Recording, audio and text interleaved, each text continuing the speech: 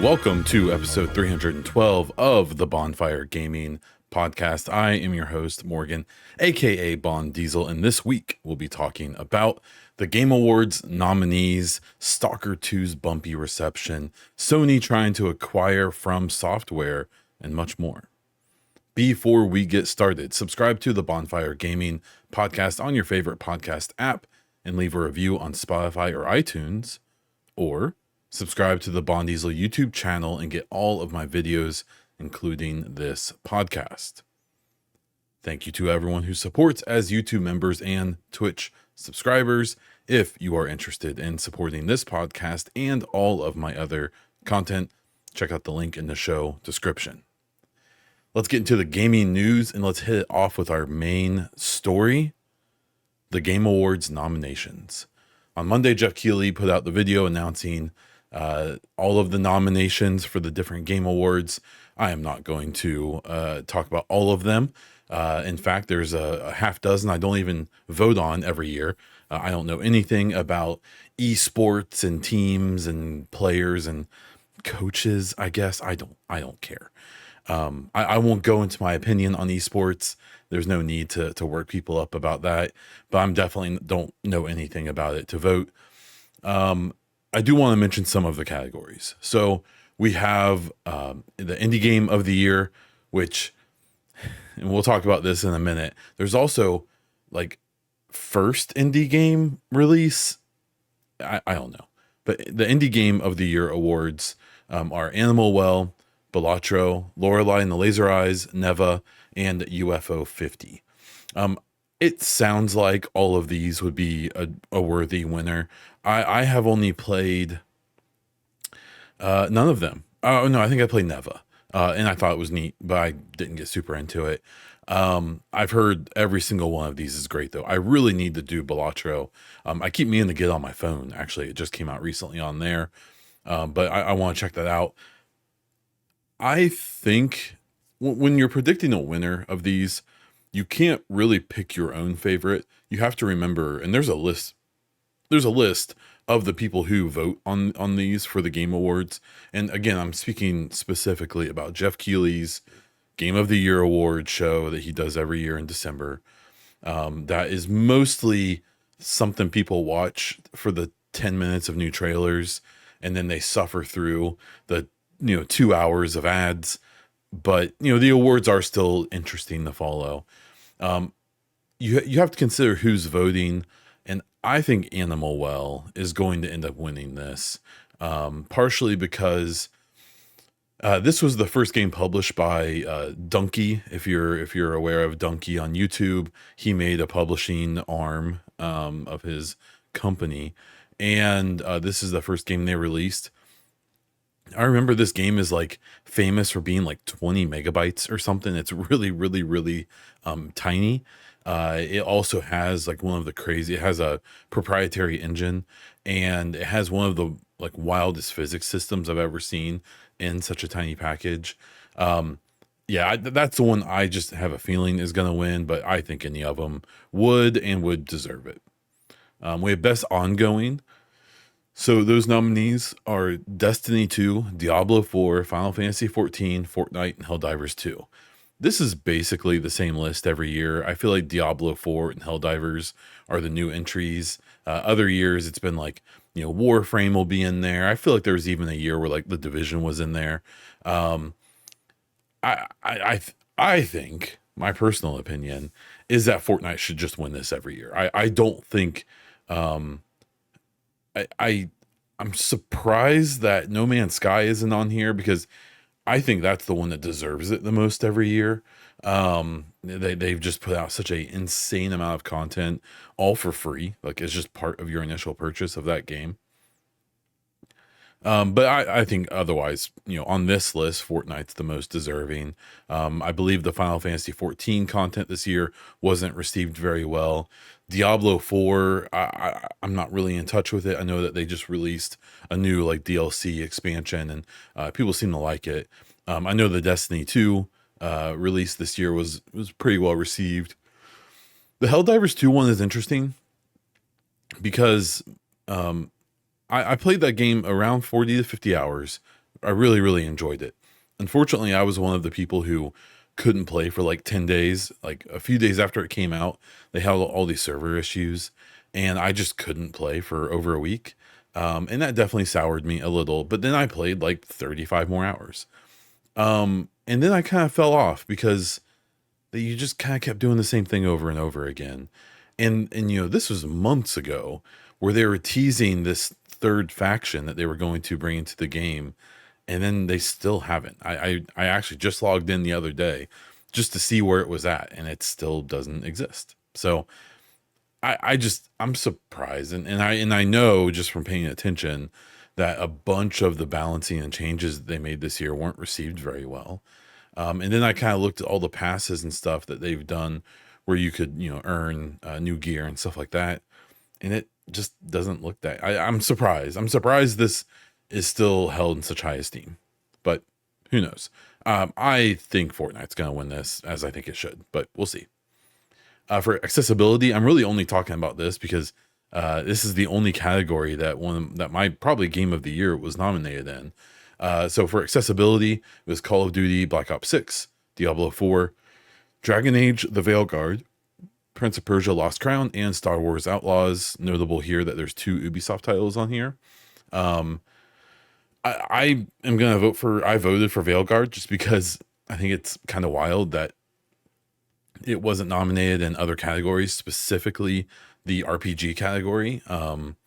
It's very arguably more of an RPG than like some of the games even on that list. I don't really understand why it didn't make it, especially because it was critically well received, and you would assume the critics would have voted.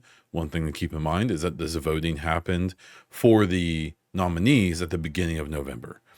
So there's a pretty good chance it just, they just, the critics didn't have it long enough or didn't have enough of an opinion yet to vote for it. And that's where we're at. So on this one, I voted for Veilguard. It does have a bunch of really great accessibility options.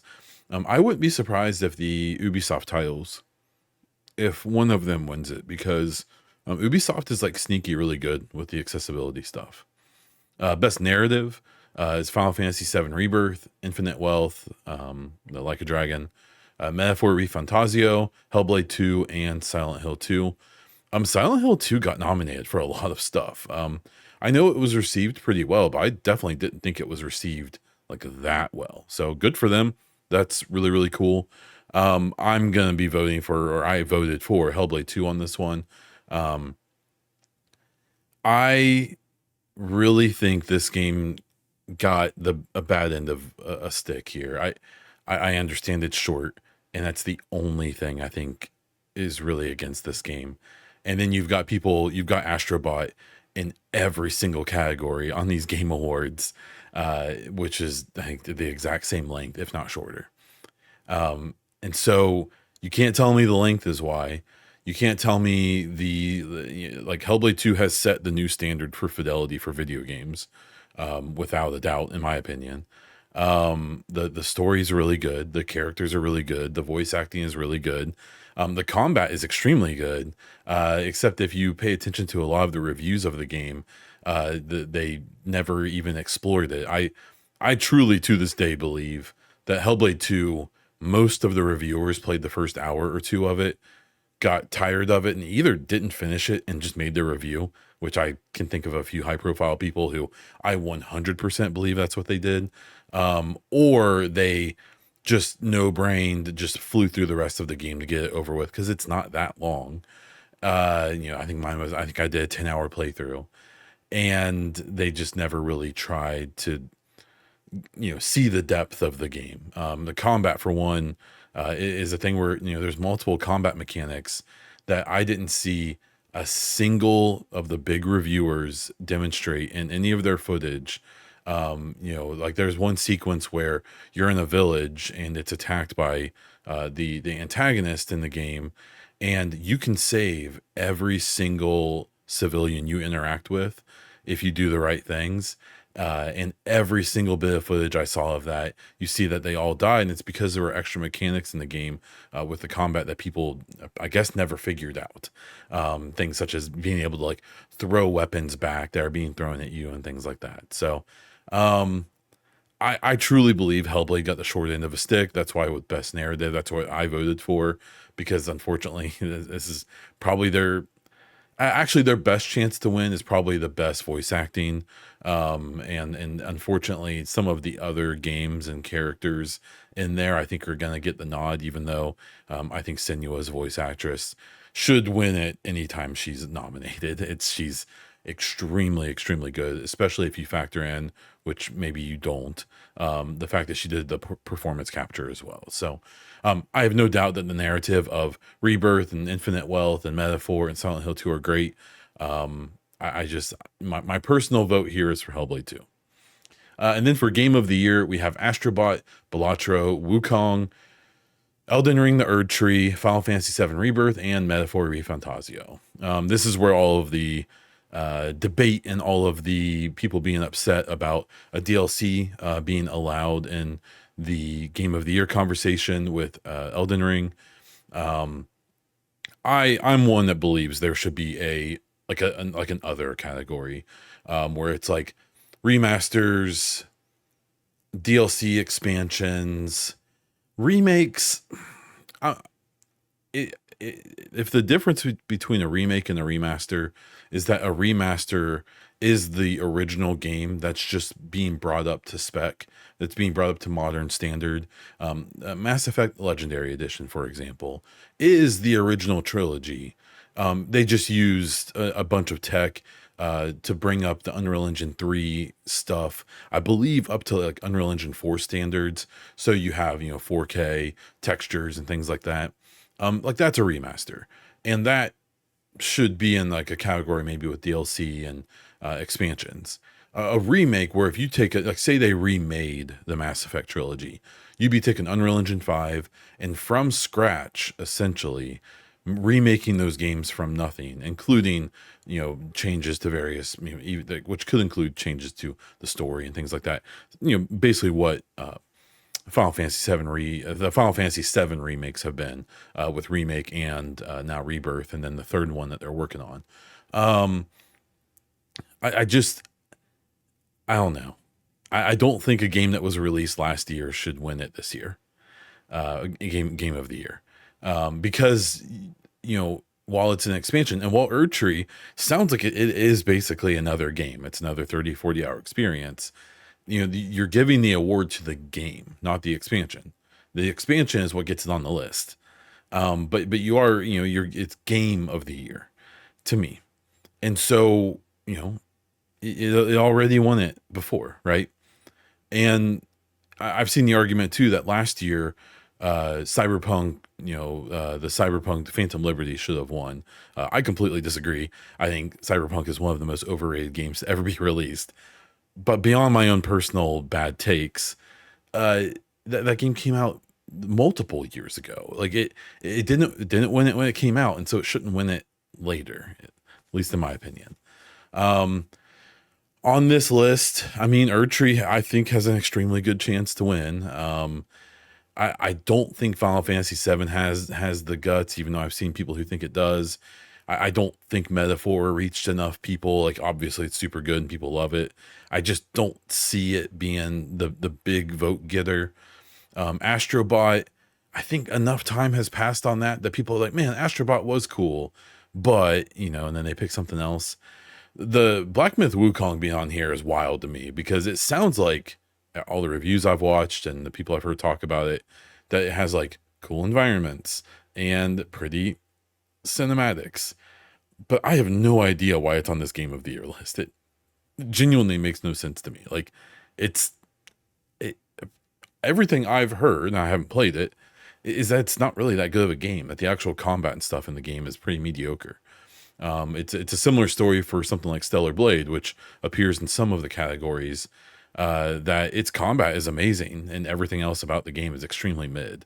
Wukong to me is very much 2024's Hogwarts game, where it was it sold a ton of copies, and Wukong did especially well in other territories. Um, but just because a game sells a lot of copies doesn't mean it's super good. And the Call of Duty Black Ops 6 is going to is going to sell a ton of copies, but it's not going to win Game of the Year. Even though this year, I think the single player probably kind of deserved. If Call of Duty was on this year's Game of the Year nominations, I wouldn't have been surprised. I think it would have deserved it. In fact, I think it would have deserved it more than Wukong. But that is a personal take and a fairly uneducated one. So you can rip me up in the comments for that. But yeah, for this one, I think Erdtree is probably going to win. And I think it's going to upset some people. Now, the conversation about these game awards in general, I think the main thing about it, well, first, they are going to do the game awards are on the 12th. I believe at 7:30 Eastern time. GameSpot and Giant Bomb, which are essentially the same thing nowadays, are going to do a 2-hour pre-show. That sounds like a nightmare, but that comes from some personal biases and distaste for some of the people or most of the people involved in those companies. But that's fine. If they're your jam, then that will be a good show, I guess. I think at this point, and this gets to the whole issue with like, should DLC be Game of the Year? More than anything, like Jeff really needs to just scrap all the categories and start over. Like there's a best action game and the best action adventure game. Like that's just so unnecessary. Like it's so dumb. Then there's games like sports games that I think involve like racing games too. Like it doesn't, the categories are so bad. And one of the main lines of evidence about how bad the categories are is that there's, a dozen categories that if you look through them, it's like the same 4 or 5 games in every single category. And it just sucks, man. Like what I said before about there's the best indie game and the best debut indie game. Like why? Like who needs that? That's I don't get it. And it's especially frustrating because, he supposedly has all these, Phil Spencer and all these like well-known people on his board who don't do anything and probably never interact with him. It's just purely so he can, without getting on too much of a rant, so much of the Game Awards to me is just this like nepotism baby's chance to rub elbows with people who have actually like done things. So that probably sounds overly harsh. Oh, well, I guess I don't really care. I don't know. I'm so confused about why this is the way it is. I don't, it's so interesting how so many game journalists and influencers are so desperate to be on Keeley's radar. Cause he's been like crowned like king of gamers by all of those same people, where I think like regular people he just has like a weird kind of like insincere air around him, I guess. I think one of my biggest thoughts in recent years has been like, as much as everyone ripped on E3 and justifiably ripped on the ESA for being corporate and being these lobbyists for these giant publishers and stuff, and how much that sucks, E3 for the most part, even in its dying breaths, still had this like cool air about it, right? And somehow this outsider guy has made the Game Awards and Summer Game Fest and the opening night live for Gamescom just the most shallow corporate feeling thing that's ever existed. Like, you can tell he's just so beholden to the people paying $500,000 to put their trailers on his thing, because he pushes these numbers every year, and whether they're real or not is probably up for debate. But I think it's strange that someone who, especially he was so vocal, ripping on E3 in its dying breaths. He used to be a big part of E3, and then he separated from them because he didn't like the direction they were taking. I find that really kind of ironic in hindsight, because I think he's doing things even worse than E3 ever did with how corporate they were becoming and stuff. I think his shows are just as bad, and I've seen people be like, "Well, he at least he is he's replaced E3," and he really hasn't. E3 was a big showcase for the industry and journalists and influencers and gamers as well in its later years. And it would have these multiple big showcases, and all the big boys showed up and put their full chest into everything. And the Game Awards aren't that. It's the Summer Game Fest is this like little game preview show for a very exclusive number of people. It's a show that you can buy tickets to, maybe, and it's relatively small, even in that way. Same with the Game Awards. And then opening night live for Gamescom is always a bore. There's never anything interesting at it. And honestly, even the Game Awards, which used to be like the premier thing, hasn't had any since what, 2020 really. I don't think has had anything super exciting. I would still argue the most exciting thing they've announced there was the Series X, in the next gen console for Xbox. Obviously, Elden Ring and stuff was a big deal, even though it was talked about quite a bit before it even happened. Um, and then Summer Game Fest, in my opinion, has been awful. It's never been good, and it's only gotten worse, because all of his shows keep getting longer, and they're not getting longer because there's more cool stuff. It's the same amount of cool stuff, as in like 3 or 4 good trailers or reveals, and then it's 2.5 hours of straight up ads or game previews or trailers that are obviously ads to like mobile games or gotcha games or whatever. That no one's ever going to play. They're clearly just there because they paid the money that he required. So I don't know. I guess I'm still excited about Game Awards. I think it's a fun moment. The same as with Summer Game Fest and all of that. I guess it's still interesting to cover and pay attention to, but it just, I don't know. It just feels so soulless, and it really bums me out that a guy I just who I don't really think is a very good steward of the industry, and doesn't really deserve um, doesn't really deserve what he's the label or the stature he's been handed in the industry. I think it kind of blows. I think it sucks that that's how it's worked out, but hopefully it changes in the long run. We will have to wait and see.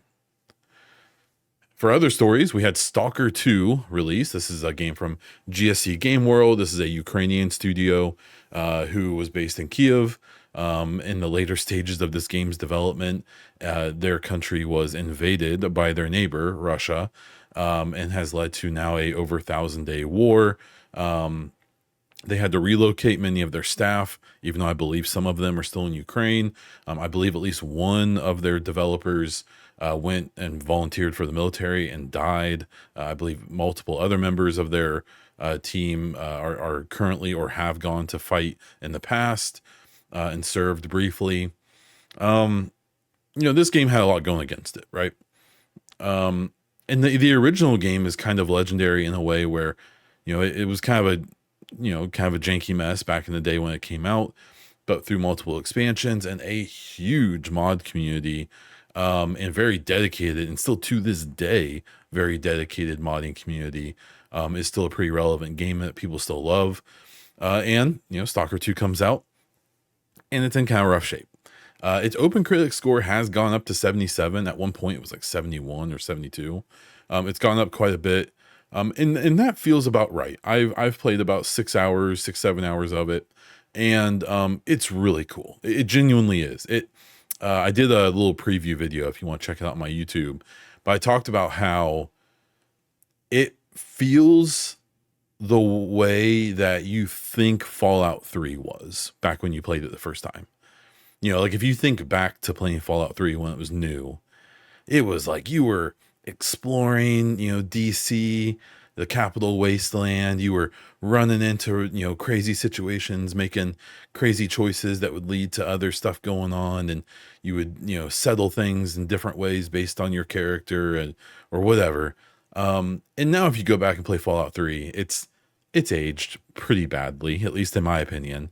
And Yeah, you'll find that maybe it's not what you remember, to the point where I don't go back and play those games.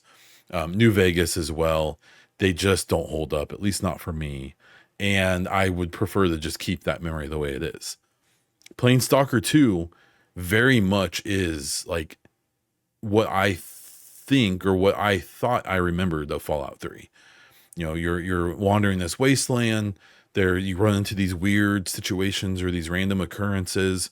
You have to try to figure them out based on the gear you have or the choices you've made. Um, and it's just really cool. It's also very janky. Apparently, the review copy that went out was especially bad. The day one patch seems to have fixed a lot of stuff. There's still a lot of stuff to fix. On console, it's a fuzzy mess. It has a performance mode, but it it seems like it's running at like 480p. It is not pretty. It is not nice to look at. Um, and it's definitely not running 60 FPS. On my Series X, on the performance mode, it's like maybe 40 to 50 FPS. That's me just spitballing. Check out Digital Foundry for real numbers, but that's how it felt. On PC, I have a decent PC. I have a 5700X 4070 Ti, 64 gigs of RAM. It runs a lot better, but it still just doesn't seem quite right. It's a little buggy. It's definitely janky, and it's so fun.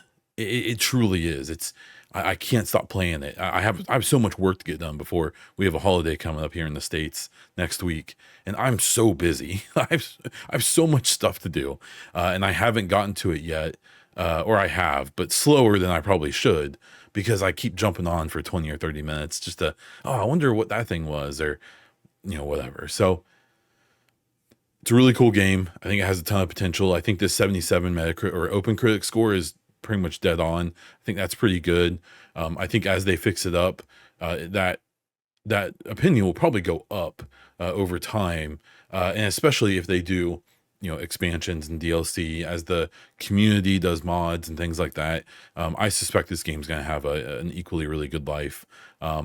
It's for all of its faults, for every bit of it that feels like it's an older gen game than it is, it's also pretty darn fun, and I've really enjoyed my time getting into that world. Sony is in talks to acquire From Software's owner. Kadokawa has acknowledged this and has said that they have received an offer, and that or the intent letter from Sony to acquire them, and that they'll comment more when there's something to comment on. Um, I'm kind of mixed on this, being someone who doesn't mind at all that Xbox does their acquisitions, especially the biggest acquisition ever with ABK in the last couple of years. I can't be a hypocrite and like be up in arms about this. In many ways, From Software already might as well be a first party studio for Sony.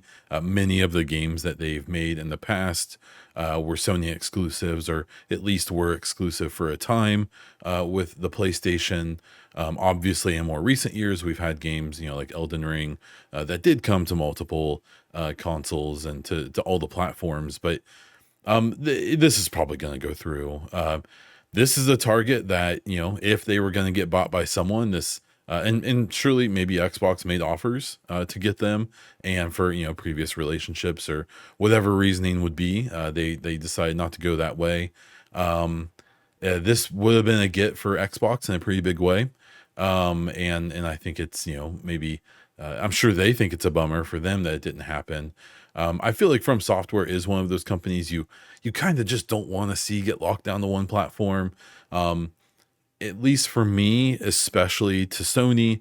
Obviously, I know I'm an Xbot, I'm biased, blah, blah, blah. These are things that are probably true. But at least when Xbox acquires things, if you're a PC gamer, you're fine. It'll still come out. It'll probably be on Steam.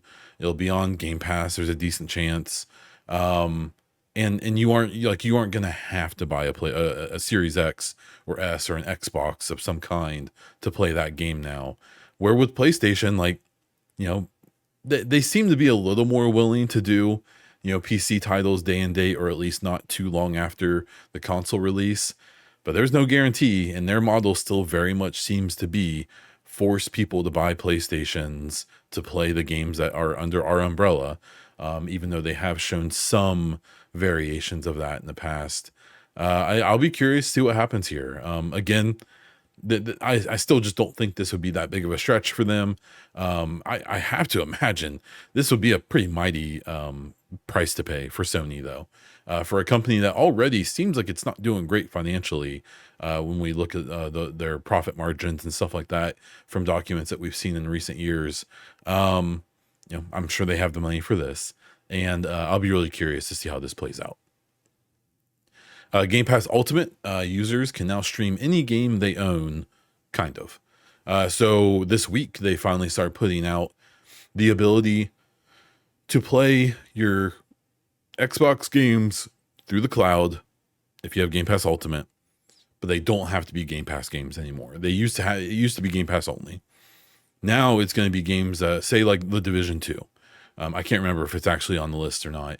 But if you wanted to play The Division 2 and it wasn't on Game Pass, you couldn't stream it.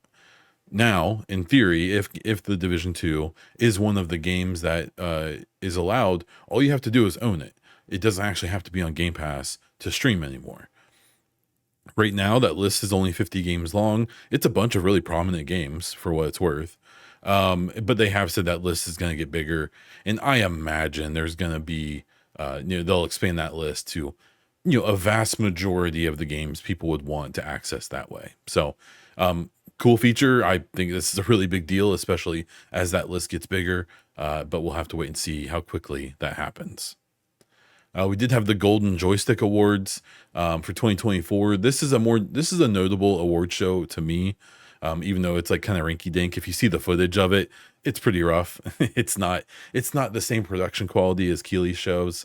They also probably aren't charging $500,000 for people to put advertisements on it. This is one that it's all fan voted from what I remember. And you can tell by the Game of the Year winner, which was Black Myth Wukong. Doesn't surprise me at all if you had an award show that was purely going to be voting from gamers. That game sold a ton of copies this year, and that's a good way to get a win if your voting base is going to be the actual people. So again, I am kind of suspect of that in general, but it won, and good for them. I did find it interesting that the console game of the year and critic choice of the year was Helldivers 2. So they certainly must have enough people still on their side, especially in the critic market. And best adaptation was the Fallout TV show, which I completely agree with. That show was amazing, was extremely, extremely good. If you haven't watched it yet, I think it's on Amazon Prime. I highly suggest it. Obviously, especially if you're a Fallout fan. Even if you're not, I would suggest it. For what it's worth, I appreciate that they did these awards. I'm just going to take a break from the podcast for a second and point out that I just realized that I have paper towels and glass cleaner in the background right now. So if you've made it this deep into the podcast, we can share this little moment together where I just stare at that for a second. So, oh well, that's fine. It's not hurting anything.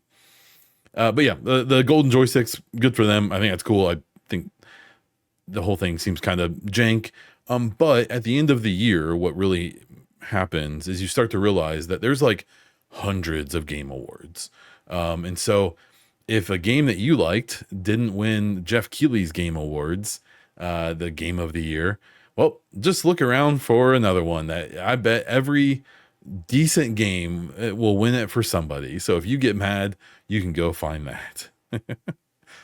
As we kind of wrap up the stories here, we have PlayStation Portal now streams via the cloud. So the PlayStation Portal kind of famously would only stream from your PlayStation. So it would use your PlayStation to play the games. It would just stream the content from your station, which meant that you pretty much had to be on the same Wi-Fi source as your PlayStation to make this work. In theory, you could do it from other locations if the connection was good enough, but it wasn't going to be ideal. Well, now the PlayStation Portal can access PlayStation's cloud service, which is not using your own hardware; it's using their own cloud based things, which actually uses Microsoft Azure servers, which is funny. I believe the same thing that Xbox Cloud uses, but that's neither here nor there. That's cool for people who have those. The people who have those portals, who are like really deep in that PlayStation fandom, seem to all really like it. So good for them. I think that's really cool. Final Fantasy VII Rebirth will not get DLC. Instead, they are putting their focus over onto Part 3.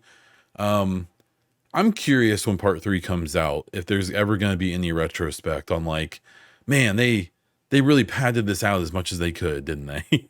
Because from what I remember, people really liked the remake, the first of the trilogy here, and seem to really enjoy Rebirth.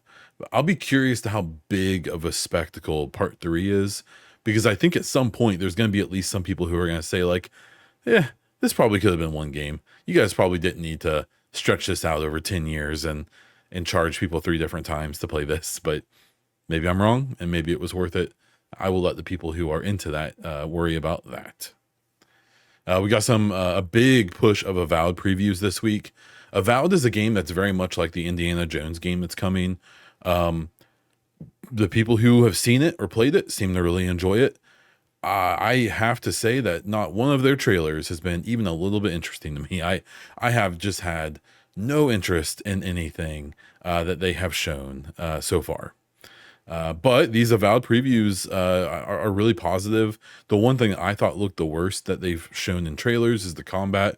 Apparently the combat is pretty good. It's a lot of fun. The thing that was most interesting to me is that it's going to be an RPG where you can be a really bad person. That's something that when you hear people talk about like Dragon Age of the Veilguard and stuff, and that people are missing that like RPG opportunity to just like be a bad person. In the Veilguard, you're almost forced to be at worst neutral on things, but barely ever, if ever, evil or bad. It sounds like with Avowed, you can be a straight up villain, basically. So that sounds fun.